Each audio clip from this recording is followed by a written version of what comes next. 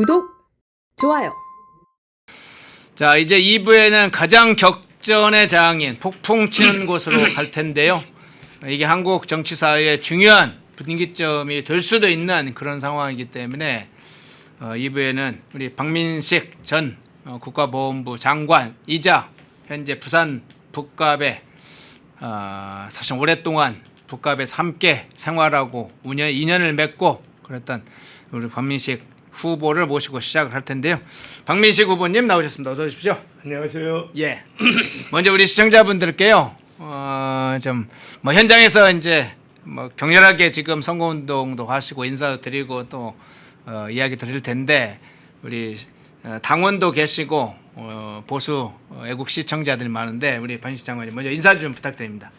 안녕하세요. 펜앤마이크 시청자 여러분, 박민식입니다. 제가 벌써 몇 년 된 것 같습니다. 그리고 이제 장관 때는 또 여러 가지 제약이 있어서 펜앤마이크 출연을 안 했는데 상당히 오랜만에 이제 출연하는 것 같습니다. 아무튼 방금 말씀하신 것처럼 뭐 아직 확정은 안 됐지만은 이번 부산 북구 갑 보궐선거에 국민의힘 후보로 나가려고 지금 준비를 하고 있습니다. 저는 기본적으로 이번 선거가 북갑 선거가 단순히 하나의 지역구를 뭐 탈환한다 또 아니다 뭐 이런 차원이 아니라 정말 우리 거의 괴멸 지경에 있는 우리 대한민국 특히 보수 진영의 어떤 부활을 알리는 가장 중요한 상징적인 장소고 또 전장이다. 그렇게 해서 이것은 단순히 제가 다시 국회로 입성하냐 안 하냐 그런 차원이 아니라 정말 제가 이때까지 정치를 하면서 가장 큰 사명감을 가지고 목숨을 걸고 나섰다. 제가 최근에 페이스북에 썼습니다만 한번 그 인용을 해드리면은 최근에 제가 그 백선엽 장군 따님 백남이 여사와 뭐 오랜 친분이 있어서 마침 이제 그분은 워낙 비정치적인 분이지만 제가 이제 한번 만났었는데 같이 우연하게 저희 지역구 근처에 이제 있는 낙동강변을 갔습니다. 아시다시피 낙동강을 보면서 저 혼자 갑자기 그런 생각이 들었습니다. 이 낙동강 방어선 6.25 때 백선엽 장군이 내가 후퇴하면 나를 쏴라. 그런 정신으로 결사항전의 정신으로 낙동강 방어선을 지켰고 그것이 오늘의 대한민국을 만든 것 아니겠습니까? 뭐 저도 비슷한 심정입니다. 이번 보궐선거 이 부산 북구 갑이 이 보수의 낙동강 방어선이다. 어떻게 보면 그런 정신으로 임하려고 하고 있습니다. 예. 감사합니다. 좀 더 이제 좀 빠르게 좀 직격하는 좀 인터뷰를 한번 해보겠습니다. 자, 한동훈 씨가 보수 재건에 무슨 목소리를 내고 있어요. 보수를 붕괴시켰는데 제일 앞에 서 있던 자가 갑자기 보수 재건하겠다면서 그것도 부산 북구갑에 지금 출마하는 상황이 돼서 사실 이제 박 장관 입장에서는 참 여러 가지로 기가 막힐 텐데 이 장면 어떤 차원에서 보세요? 이제 기본적으로 많은 분들이 또 뭐 단일화 뭐 이렇게 말씀을 벌써부터 하시지 않습니까? 네. 제가 거기에 동의를 못하고 100% 어떻게 보면 1%도 없다라고 단박에 자른 이유는 기본 전제에서 도저히 동의를 할 수 없는 거죠. 이제 한동훈 전 장관이 내건 명분이 보수 재건이라고 진짜 뭐 말은 그럴싸하지만 우리 국민들이나 당원들이 다 보지 않았습니까? 지금 뭐 대구에 또 왔다 갔다 뭐 주호영 뭐 주한연대다 뭐 이렇게 하다가 또 해운대에 뭐 이렇게 하다가 그 두 군데 다가 자기가 출마할 어떤 여건이 성립이 안 되니까 지금 이제 한 달 남기고 난데없이 들이닥친 거 아닙니까? 그렇죠. 자, 보수 재건이라고 하면은 대의 명분입니다. 자기의 희생 위에서 그 이야기를 해야 의미가 있는 것인데 이건 거꾸로 됐습니다.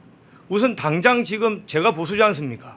그럼 지금 당장 본인이 만약에 보수라고 한다면은 박민식과 한동훈 지금 분열상이에요. 네, 네. 그것도 맞지도 않고 본인의 어떤 정치적인 재기의 디딤돌 그 이상 이하도 없는 거죠. 아무런 그런 명분이 없는 상태에서 이렇게 하니까 뭐 북구 주민들 입장에서는 한마디로 뜨악 하는 거고 진짜 그 우리 경상도 말로 각중에 무슨 짓이냐 예. 이런 말을 진짜로 많이 하고 있는 거죠. 예. 자, 뒤에 가서 한번 그건 좀 한동훈의 이 북한 문제를 한번 좀 제가 좀 더 따져볼 텐데요.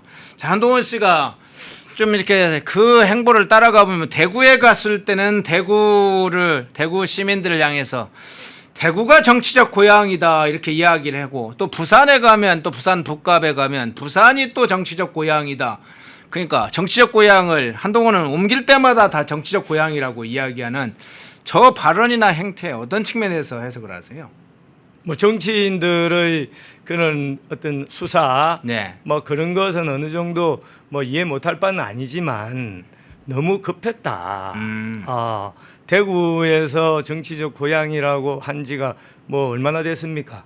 근데 이번에 갑자기 그것도 갑자기 지금 한 달 남기고 와서 부산이 정치적 고향이다라고 하는데 아까 말씀드린 것처럼 어떤 자기 희생 위의 큰 틀에서의 대의 명분이라기보다는 네. 본인 개인의 정치적 재기를 위한 발판으로 억지 의미 부여를 하는 거죠. 억지 연고를 만드는 거죠. 이런 것은 뭐 요즘 우리 주민들 또 국민들이 그 좀 상당히 좀 한동훈 대표답지 않게 좀 얄팍하다. 저는 그렇게 보고 있습니다. 예. 한정희님이 이렇게 댓글을 주셨네요. 줏대 없는 한동훈. 한동훈이 말하는 보수 재건이라는 게 이렇게 줏대 없는 모습입니까? 이 장소에 따라서 정치적인 그런 레토릭이나 하고 기주의자적인 모습을 보입니까? 그게 보수 재건이라면 그건 걷어차버려야죠, 바로. 자, 근데 앞서 이제 이 질문을 드리려다가 뒤로 밀어놨던 질문 하나 드릴 텐데, 과거에 어쨌든 국무위원으로서 같이 일을 했지 않습니까? 그러면 한동훈 씨가 적어도 부산 북구갑에서 박미정 장관께서 출마를 이미 준비를 하고 있다는 걸 다 알 텐데, 그럼 통상적으로 뭐 인간적으로나 뭐 정치적 신의 차원이나 예의상 전화라도 한 통화 걸어서 또는 이제 다른 분들한테 뭐 말씀이라고 전해서 그쪽에 좀 출마해야 될 것 같다, 좀 양해를 구한다, 뭐 이런 것이라도 통상적으로 하는데 혹시 전화 한 통이라도 받아보셨나요? 뭐 전혀 그런 일은 없었습니다. 전혀 그런 일은 없었고 예. 제가 뭐 솔직히 그런 측면에서 이거는 뭐 정치를 떠나서 어떤 인간관계의 저는 그렇게 생각합니다. 네. 저는 인간관계의 최소한이라고 봅니다. 제가 이번에 다시 부산 북구에 갔을 때 사실은 뭐 펜앤마이크에서 오늘 처음 공개하는 겁니다. 네. 원래 당협위원장이 서병수 전 시장이지 않습니까? 네. 제가 제일 처음에 우리 서병수 시장님을 만났고 또 이번 설날에도 집에까지 술을 2병 사들고 집에까지 찾아가서 세배를 하러 갔습니다. 물론 뭐 몇 시간 밖에서 찬바람 맞으면서 기다리다가 만나지는 못했습니다만은 뭐 안 만나주시는데 어떻게 하겠습니까? 그런데 어쨌든 제가 생각할 때는 이것은 정치 이런 걸 떠나서 기본적인 인간으로서의 예의다 이렇게 보거든요. 그렇죠. 예. 자, 또 하나만 더 말씀을 드리면은 이제 지금 질문에 같이 국무위원을 했지 않습니까? 네. 당시에 뭐 판사, 검사, 법조인 출신들이 이제 아시다시피 뭐 권영세 장관, 또 원희룡 장관, 한동훈 장관, 또 박민식 뭐 이렇게 8명이 있었습니다. 그럼 매달 한 달 뭐 한 2달에 한 3번씩 뭐 2달에 매달 한 번 정도씩 2달에 한 번씩 이렇게 돌아가면서 2년 동안 같이 밥을 먹었습니다. 예. 참, 근데 저는 그런 측면에서 뭐 친하고 안 친하고를 떠나서 그런 측면에서 상당히 좀 인간적인 씁쓸함 네. 같은 게 솔직히 없었다고 하면 뭐 거짓말이죠. 예. 뒤에 가서 다시 부분을 좀 한번 한동훈 문제나 이런 문제를 다시 좀 살펴보는 것으로 하고요. 전재수 의원 문제, 지금 부산시장 민주당 후보죠. 전재수 의원 문제나 하정우 관련된 이야기도 좀 여쭤볼게요. 전재수 후보 뭐 정식 이제 등록 절차를 밟겠지만 부산시장 출마를 위해서 뭔가 의원직을 던지겠다고는 했는데 아직까지 국회의원직을 지금 사퇴하지 않고 시점을 약간 조율을 해온 것 같습니다. 뭐 정청래 대표가 곧 있을 것이다. 내일 정도에 뭐 할 것이다는 얘기가 나오고 있긴 한데 의원직을 계속 이렇게 유지하는 장면 그건 어떻게 평가하세요? 그 부산 북구에서 저하고 16년 동안 네. 전재수 의원하고 이성 이패를 했지 않습니까? 예.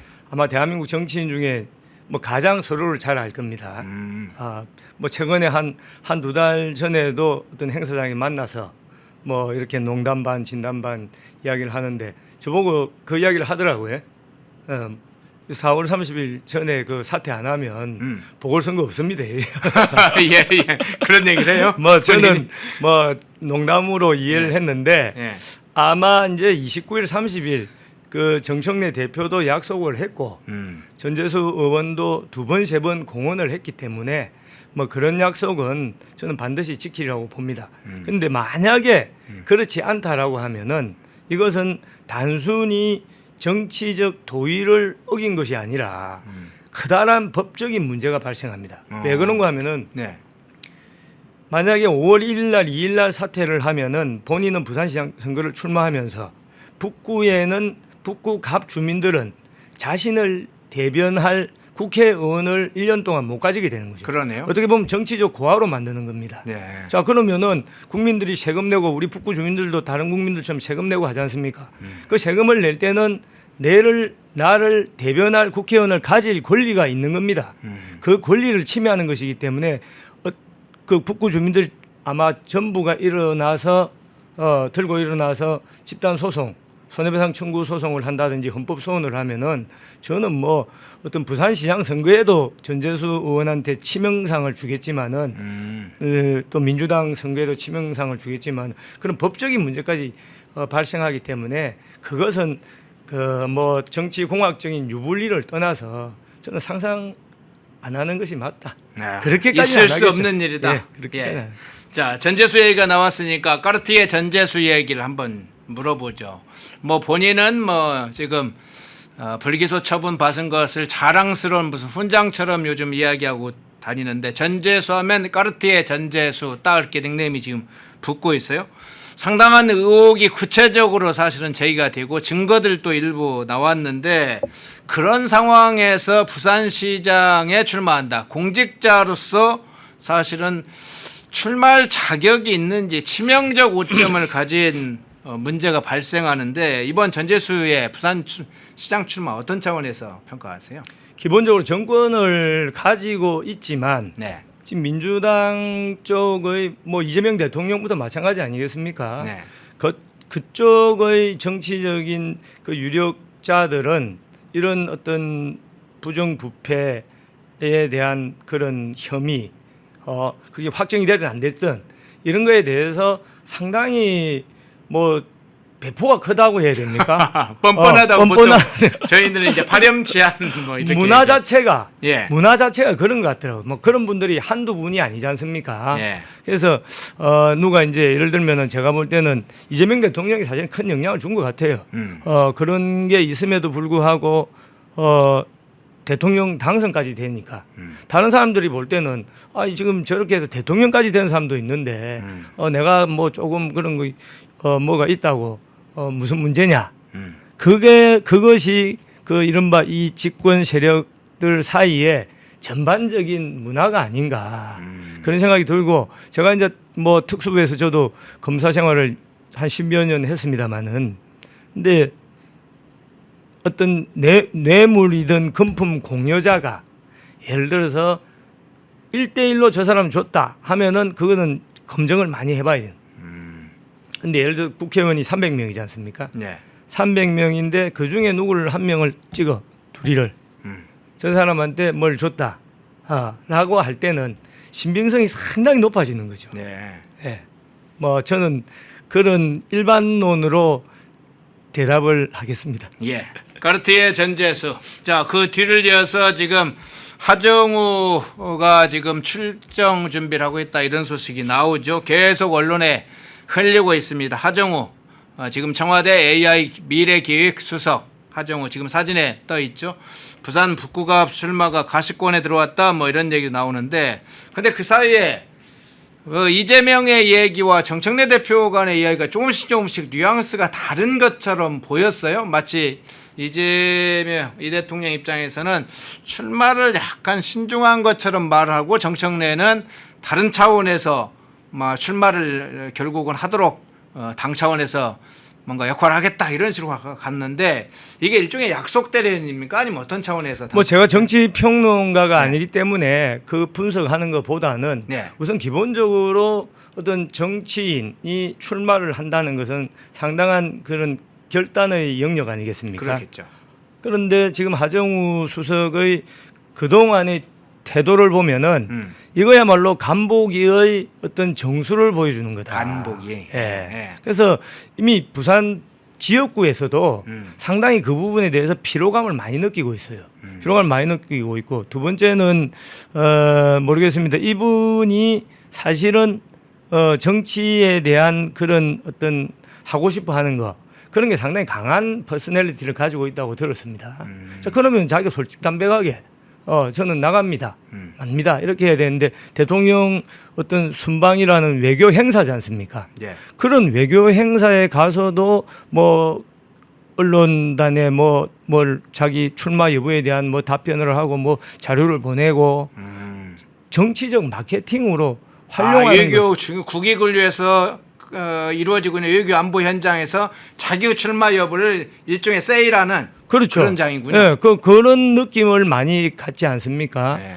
그래서 저는 벌써 출마하기 전부터 이분의 어떤 경쟁력이나 어떤 태도 문제에 대해서는 지역 주민들은 상당히 고개를 좀 뭐 갸우뚱거리고 있고 하나 또 말씀드리고 싶은 건 이분이 또 뭐가 좀 왔다 갔다 하냐면은 이제 사실은 뭐 지역이라는 것은 지역구 국회의원이기 때문에 어떻게 보면은 지역구 국회의원을 뽑을 때 어디 지역 출신이냐 이것은 어떻게 그 일반 우리 유권자들 입장에서는 상당히 중요한 부분이거든요.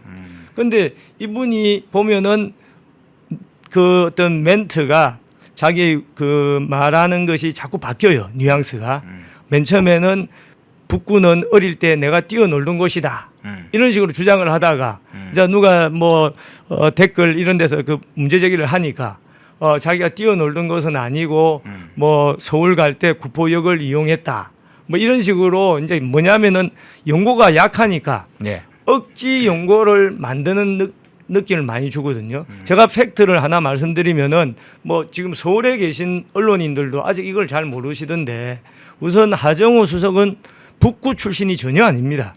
북구 출신이 아닌데 아직도 일부 언론에서는 하정우 수석은 북구에서 초등학교 나오고 뭐 나왔다는데 이분은 사상 초등학교, 사상 중학교, 구덕 고등학교. 쉽게 말해서 어린 시절에 북구에 올 가능성이 없는 제가 볼 때는 그 당시에 교통수단 이런 걸 생각하면 제가 어릴 때 초등학교, 중학교, 고등학교 때 거기를 가본 적이 한 번도 없으니까 예, 전혀 다른 지역입니다. 네. 예, 그런데 지금 이제 국회의원 출마한다고 하니까 빨리 북구하고 뭐 연고를 만들어야 된다. 이제 연고라는 것은 뭐 연고도 아니죠. 어떻게 보면 전재수 의원의 후배다. 이거 하나는 확실한 것 같아요. 그런데 자기 살던 곳은 여기가 아니거든요. 예.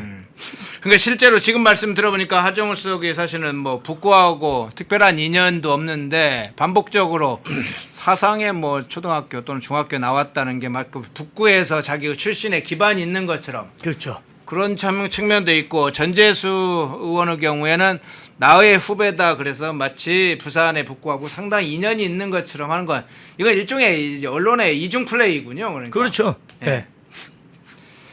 그런 장면을 통해서 새롭게 이제 하정우가 어떤 인물인지 다시 한번 보는데 자, 이 장면 한번 보겠습니다. 자, 한동훈 씨든 뭐 하정우 수석이든 지금 갑작스럽게 부산 북구의 보궐선거에 뛰어든 상황인데 이걸 어떻게 보면 일종의 좀 정치력 실험장에 막 뛰어드는 장면 같은 권력의 징검다리로 쓰는 모양새 같은 느낌이 들어요. 어떻게 그 상황을 보세요? 저는 기본적으로 이제 저도 그런 그 어떤 반성을 좀 하고 있습니다. 네. 제가 국회의원 맨 처음에 할 때 또 이렇게 돌이켜 보면은 근데 이제 선거를 낙선을 3번을 했지 않습니까? 네. 당선 2번 하고 3번을 낙선하면서 지금 이제 좀 제대로 된 생각을 하게 된 것이 선출직 네. 국회의원이든 시의원이든 구청장이든 이것은 내가 선택하는 것이 아니라 선택받는 것이다. 쉽게 말해서 주인은 국민입니다. 지역 주민입니다. 지역 주민으로부터 내가 선택을 받는 것이지 지역구를 무슨 쇼핑하듯이 백화점 가서 뭐 빵 집어 먹고 또 뭐 어디 칼국수 뭐 선택하는 자기 입맛대로 자기가 마음대로 하는 것이 아니지 않습니까?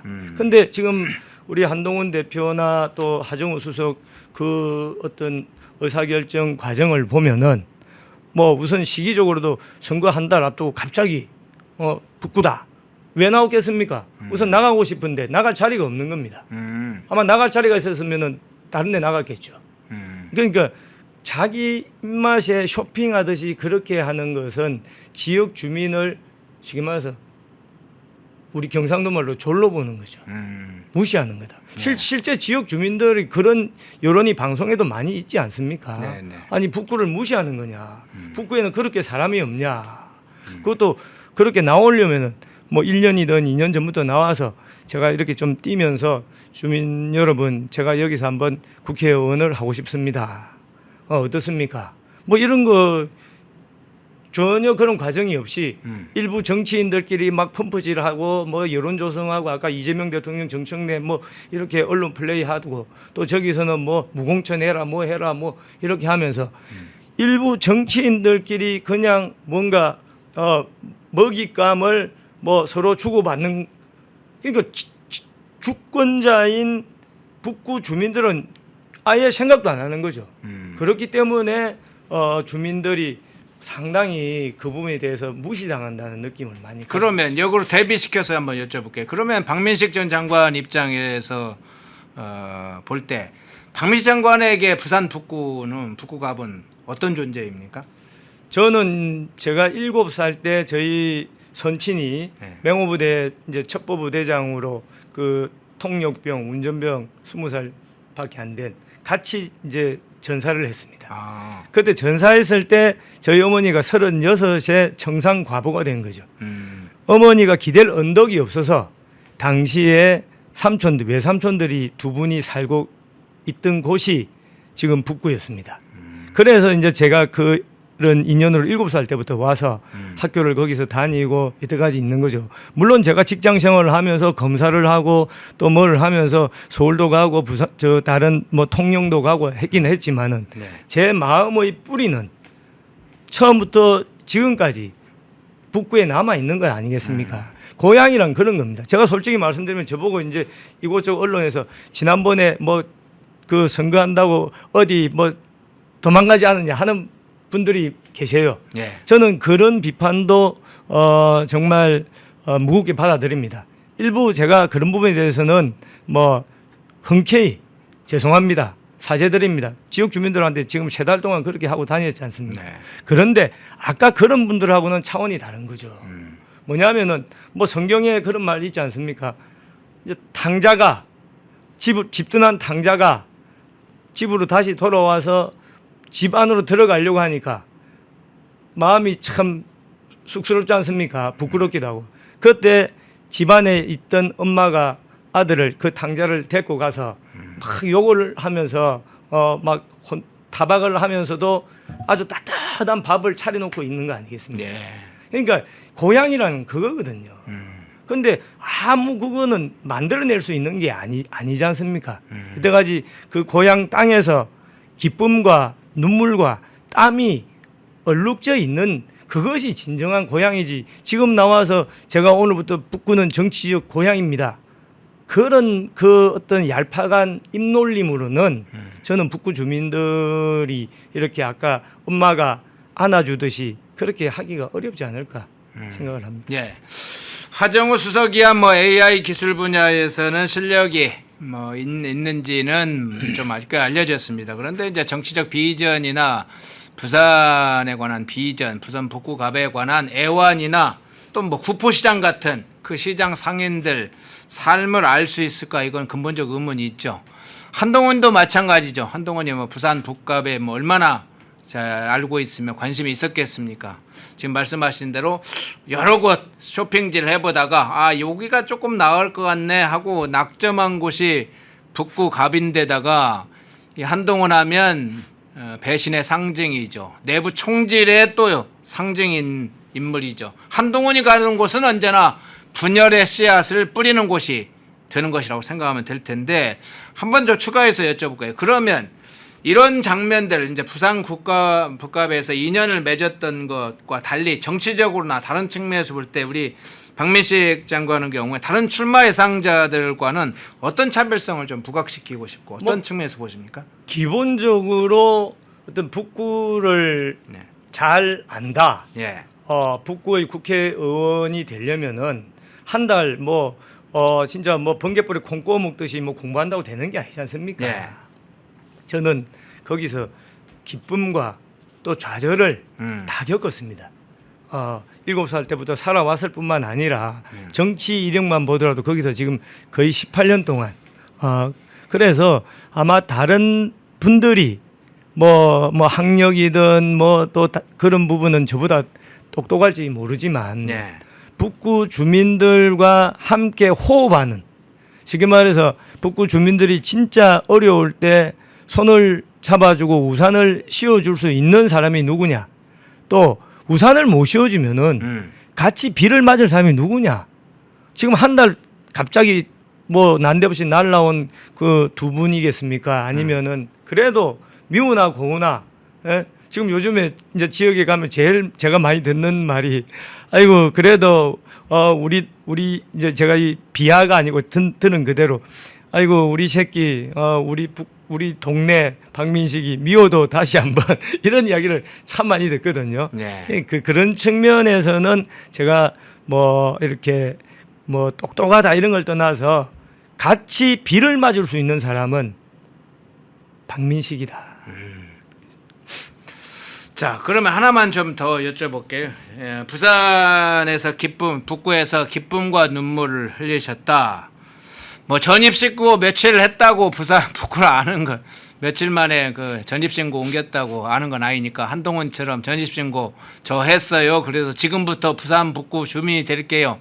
그렇다고 북구 주민이 바로 그 심정적으로나 정치적으로 되는 건 아니죠. 그런데 박민식 후보만이 아는 기쁨과 좌절의 눈물 속에 북구의 눈물 이런 게 맺혀 있는 곳이 있습니까? 그 정치적으로도 여러 군데가 있죠. 정치적인 걸 떠나서 네. 제가 맨 처음에 국회의원이 되었을 때 우리 덕천동부터 만덕 삼성 아파트 바로 앞까지 네. 15만 4천 볼트 고압 철탑 송전 철탑이 있었어요. 쫙 설치. 보통은 그런 송전 철탑은 이런 산이나 이런 데 많이 있지 않습니까? 네.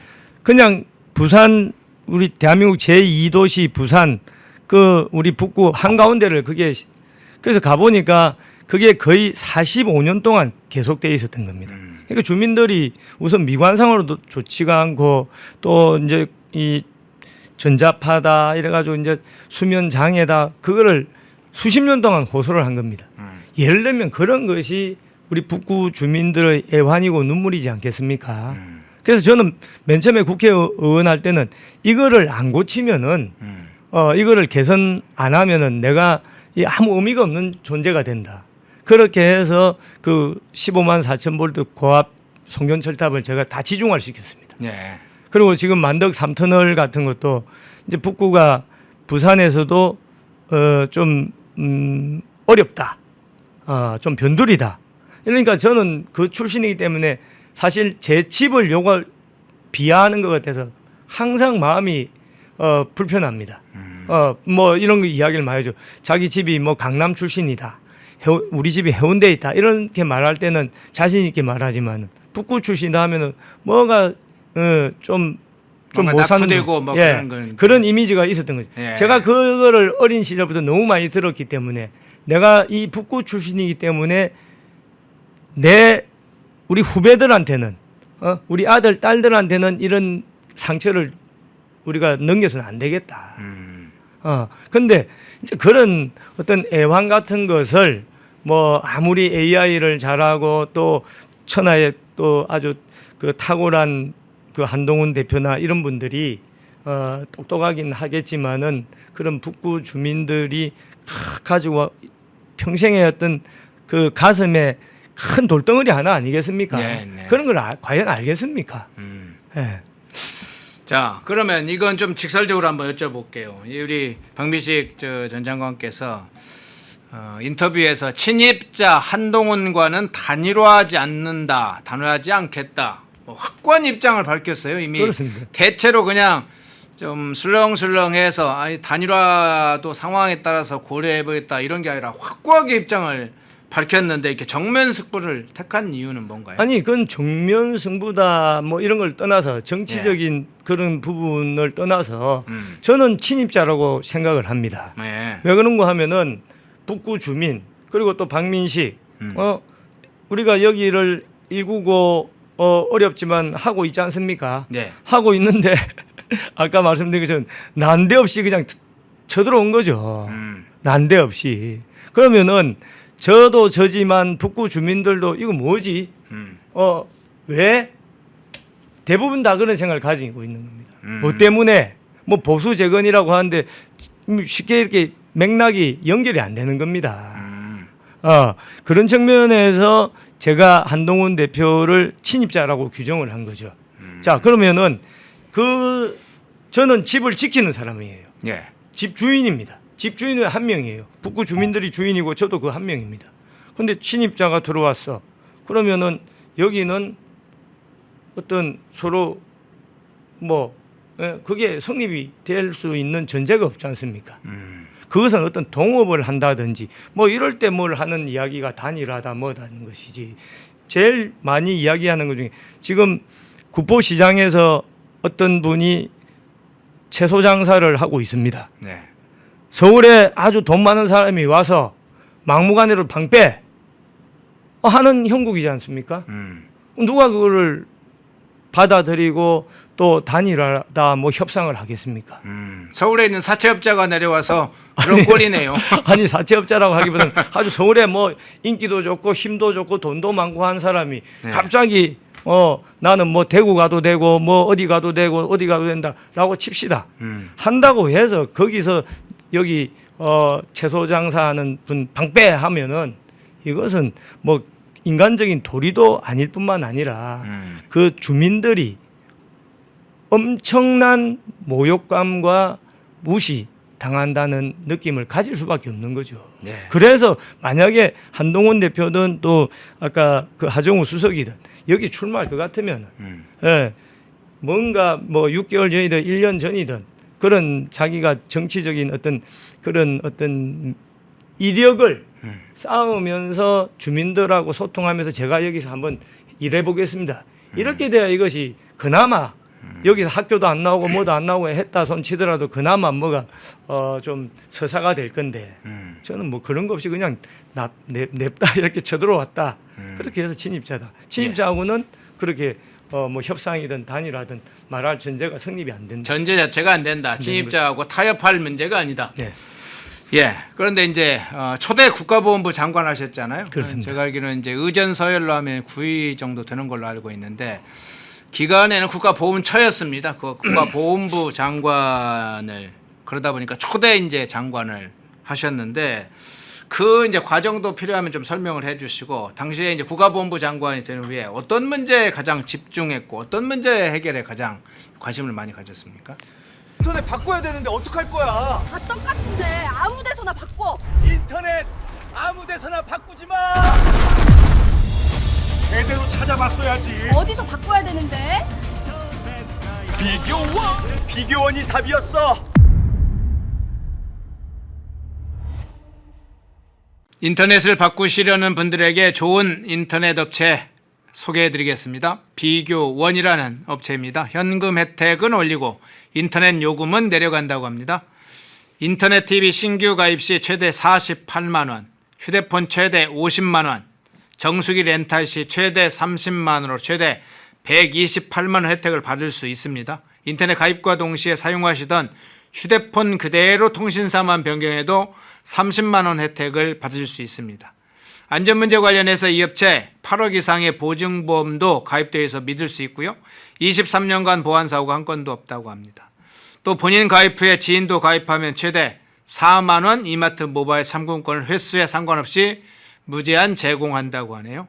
화면에 보이시죠? 1670-2571로 연락하셔서 상담 받아보시거나 네이버에 비교원 검색 후 문의 남겨주시면 전화드린다고 합니다. 팁 드립니다. 연락하실 때 펜앤마이크 TV 구독자라고 말씀하시면 비밀 혜택도 있다고 합니다. 뭐 이 이야 말씀을 드리려면 진짜 한 시간도 더 걸리 또 하고 싶은데 예. 뭐 시간 관계도 있고 하니까 우선은 국가보훈처를 국가보훈부로 승격시키는 자는 그런 주장은 이제 옛날 뭐 오래 전부터 있어 왔습니다. 네. 하지만 이제 아무도 실천을 못했죠.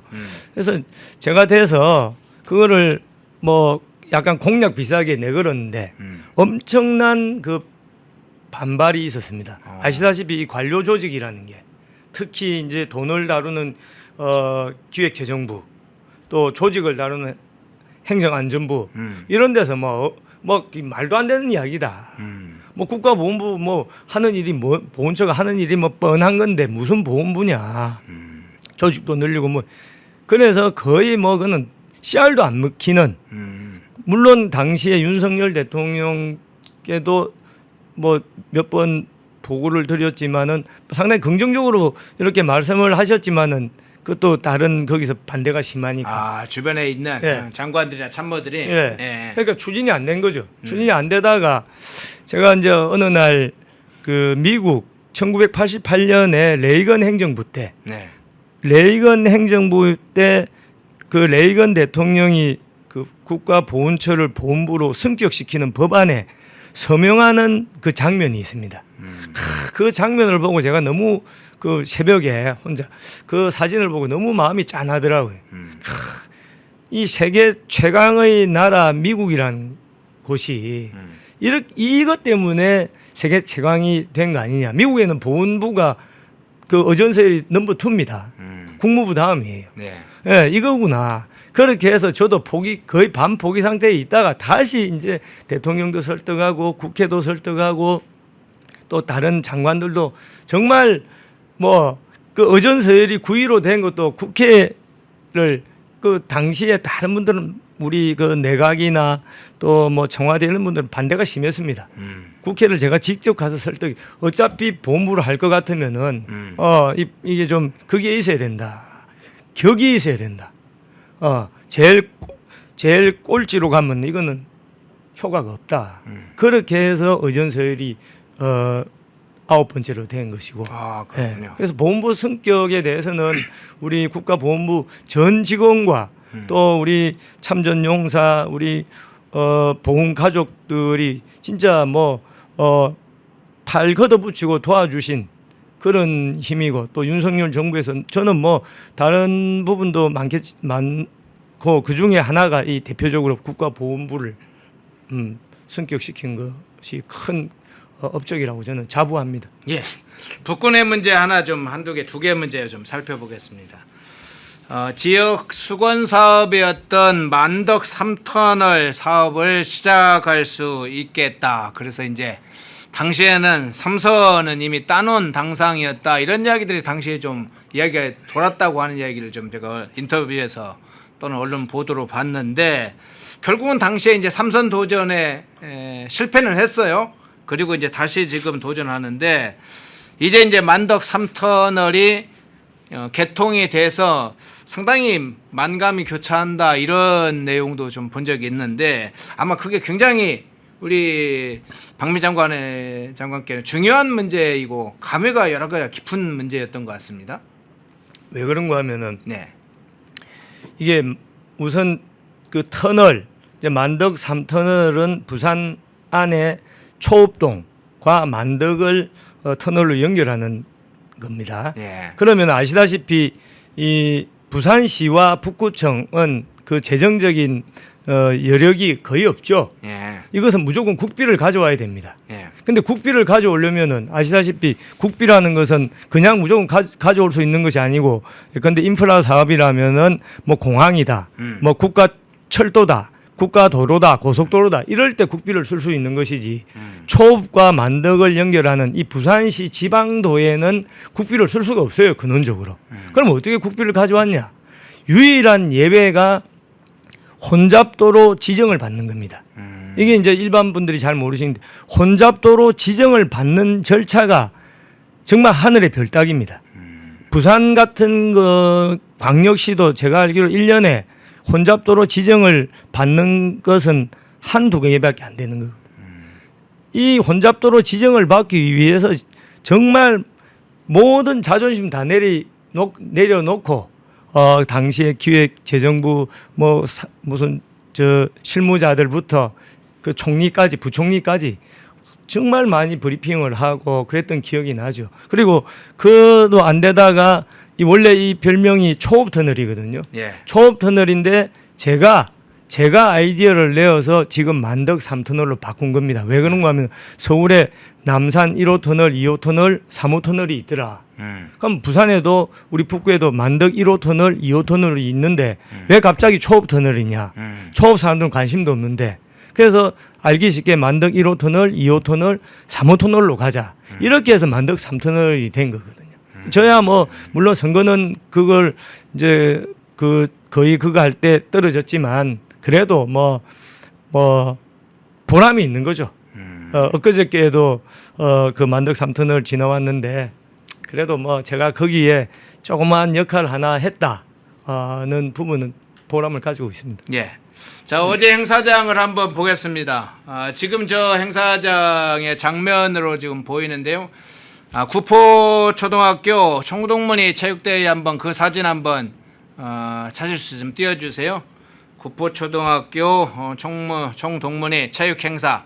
예, 이런 장면 지금 보이시죠? 요게 지금 그때 행사 사진이죠? 예. 예, 그렇게 보이는데 당시에 이 구포초등학교 총동문회 체육대회에서 축사를 우리 박민식 전 장관께서 축사를 하셨는데 뭐 그 축사 상황 축사를 어떤 내용을 했는지 또 당시 상황도 설명을 해주고 또 여기 한동훈 씨도 참석을 한 걸로 제가 사진을 봤어요. 방송에도 좀 나오더라고요. 서로 엇갈리는 장면처럼 대비시키는 사진도 봤는데 한동훈 씨는 결국은 마이크를 못 잡았어요.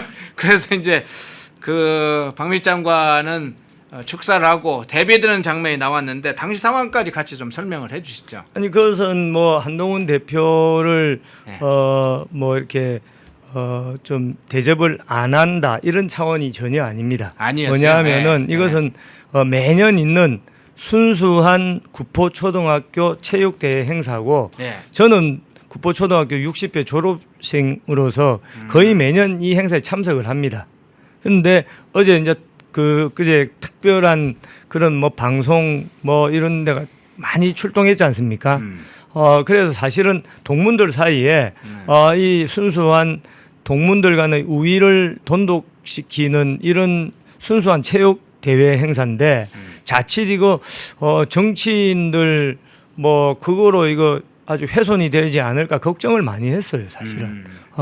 뭐 그런 측면에서 원래 우리가 하던 그런 어떤 그 프로토콜 그 상으로 이제 그 축사를 한 것이고 저는 뭐 축사에서도 말씀드렸지만은 우리 구포초등학교 선배님, 후배님 또 친구들이 제가 국회의원이든 또 본부 장관이든 언제나 응원을 해 주셨고 또 제가 떨어지고 어려울 때도 또 격려의 그 박수를 보내준 분들이기 때문에 제 개인으로서는 구포초등학교가 그냥 하나의 학교가 아니라 나의 그냥 그 집이다. 저희 가족들도 다 구포초등학교 출신이고 그래서 뭐 제가 이번에 기회에 역할이 주어진다면 진짜 우리 북구의 자존심을 박민식이 네가 살려야 된다. 뭐 그런 사명감을 다시 한번 확인을 했습니다. 예. 자, 지금 이제 정치적 상황 한동훈이 특히나 갑작스럽게 이렇게 줄을 쓰면 뒤에 순서대로 줄을 서야 되는 것도 예의고 갑자기 부산에서 낙하산 타고 무슨 특수부대, 공수부대 요원도 아닐 텐데 불갑에 내려서 이건 내 자리야 하는 것도 비정상적이죠. 자, 여러 장면들을 살펴봤는데요. 우리 박민식 장관께서 뭐 한 지금 40분 정도 인터뷰를 하신 걸로 보이는데, 마지막으로 오늘 그래도 이야기 내용 중에 이제 시청자분들께 또 좀 전할 얘기들은 있을 것 같아요. 또 내용 중에 좀 보충 설명이 필요하거나 추가적으로 마지막으로 좀 멘트 하고 싶은 내용이 있으면 정리해서 얘기를 해주시죠. 오랜만에 펜앤마이크 출연을 해서 우리 시청자 여러분 정말 반갑습니다. 오늘이 마지막이 아니길 저도 기원을 하고, 저는 아까 말씀드린 것처럼 우선 북구의 어떤 자존심, 북구의 정체성을 다시 살리기 위해서는 그래도 박민식이 가장 적합한 사람이 아니냐, 그런 말씀을 제가 제3 당부를 드리고, 또 우리 지금 거의 빈사 상태에 빠져 있는 우리 대한민국 정치에서 이 보수를 부활시키는데 아주 상징적인 전장터입니다. 어떻게 보면 낙동강 방어선, 아까 말씀드린 것처럼 백선엽 장군이 내가 후퇴하면 나를 쏴라, 그런 결사항전의 어떤 자세, 그런 정신으로 저도 이번에 임하고 있습니다. 낙동강 방어선, 보수를 살린다는 가장 중요한 전장터에서 제가 최선두에 서서 그렇게 반드시 필승할 수 있도록 노력하겠습니다. 감사합니다. 예. 부산 국가붓은 그냥 여러 보궐선거 중에 하나가 아닙니다. 아주 중요한 사실은 폭풍이 치고 있는 곳에서 새롭게 보수의 새로운 분열의 싹이 아니라 가는 곳마다 보수 분열의 씨앗을 뿌리고 있는 그런 자들의 모습이 아니라 그곳을 지켜왔고 또 국가 보훈을 위해서 헌신해왔던 그런 여러 우리 보수의 정신이 살아나는 그런 계회의 장이 될 것이고 되어야 한다고 생각합니다. 예, 오늘 박민식 국가보훈부 전 장관, 그리고 박민식 예비후보이기도 하죠. 부산 북갑 예비후보 모시고 진행해봤습니다. 박민식 예비후보님이었습니다. 고맙습니다. 감사합니다. 자유리더 아카데미 제4기 강좌가 개설됩니다. 제4기의 주제는 세계사의 판이 바뀌고 있다입니다. 미국과 중국의 신냉전이 격화되면서 세계의 질서가 요동치는 와중에 벌어지는 미국의 세계 전략 대변화와 트럼프 독트린의 본질, 미중 신냉전과 일본 한국의 운명 등 대한민국의 나갈 길을 모색하는 10개의 강의를 준비했습니다. 40대 전문가들을 중심으로 새로운 시각, 새로운 감성으로 마련한 강의에 많은 참여 바랍니다.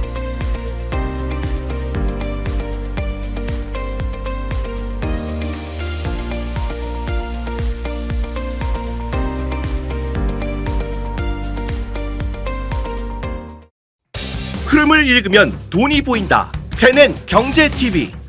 월화수목금 오후 4시 라이브 4. 경제의 핵심만 쏙쏙. 경제 픽설. 주식 시장을 읽는 눈. 머니 인사이트. 투자의 맥을 한 방에. 박상규의 투맥. 글로벌 투자 시그널. 세계를 보는 눈. 기업가 정신의 재발견. 기업가 열전 영웅시대. 당신의 통찰이 수익이 되는 시간 라이브 4. 매일 오후 4시에 라이브로 뵙겠습니다. 시청자 여러분 안녕하십니까. 펜앤마이크 선우윤호 기자입니다. 설 명절 앞두고 또 평일에도 평상시에도 술 안주로 굉장히 좋은 게 바로 이 과메기입니다. 저도 굉장히 좋아하는 이 과메기 펜앤마이크 특가로 구매하시면은 포항 산지에서 직송되는 과메기 플러스 야채 세트를 23,900원에 구매가 가능하십니다. 소주랑 같이 먹으면 더욱더 맛있는 이 과메기, 구성은 과메기와 야채 세트만 이렇게 되어 있는데 이 야채가 어디서 오냐? 당일 새벽에 옵니다. 그래서 정말 신선하고 특히나 포항 산지에서 나오는 이 과메기는 그 어느 과메기보다도 꾸덕하고 쫄깃하고 고소합니다. 저도 방금 먹어봤는데 너무나 맛있었던 이 과메기 펜앤마이크 특가로 구매하시면은 23,900원에 구매가 가능하시니까 우측 카드에 나와있는 1522-1331 1522-1331 전화 주시면은 간편하게 문의 및 구매 가능하시니까 많은 관심 부탁드리도록 하겠습니다.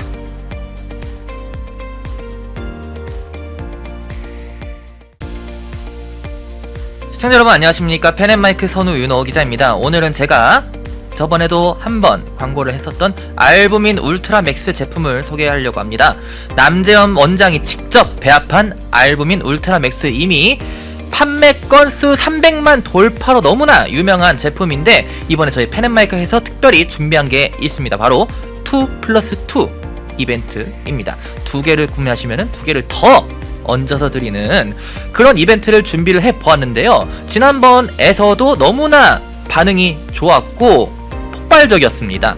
그래서 저희가 그때 느낀 게, 이게 알부민 울트라 맥스 제품이 왜 300만 주문이 돌파한 게 괜한 이유가 있는 것이 아니구나 라는 것을 그때 느꼈었는데, 이 압도적인 고함량 그리고 울트라 맥스라는 카피라이트가 들어간 것처럼 정말 후기가 좋은 이유가 있다는 점 다시 한번 강조를 드리면서, 이번에 펜앤마이크가 준비한 특별한 이벤트 알부민 울트라 맥스 2+2 이벤트 많은 관심과 성원 부탁드리도록 하겠습니다. 주문번호 1522-1331로 전화주시면 감사하겠습니다.